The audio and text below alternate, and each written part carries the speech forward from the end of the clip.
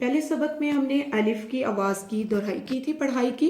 आज हम इसको लिखेंगे, अलिफ के साथ मिलाकर लिखना। तो अलिफ आपको पता उर्दू में एक लाइन होती है, दाईं तरफ से शुरू करते हैं, बे की आगे और अलिफ के साथ मिलाए, ऊपर जाएगा बे अलिफ बा, पे अलिफ पा, टे अलिफ ता, टे अलिफ टा, से अलिफ सा, जीम अलिफ जा, जे अलिफ चा, हे अलिफ हा, खे अलिफ खा। दाल शरारती रूप होता है, इसके साथ नहीं मिलता बल्कि अलिफ को आगे भेजे। दाल अलिफ दा, डाल अलिफ डा, जाल अलिफ जा। इसी तरह रे भी शरारती रूप है, रे अलिफ रा, रे अलिफ ड़ा, जे अलिफ जा और जे अलिफ जा।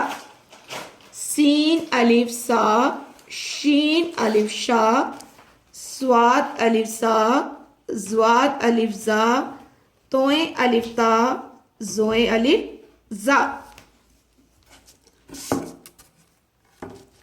आइन अलिफ आ, गाइन अलिफ गा, फे अलिफ आ, काफ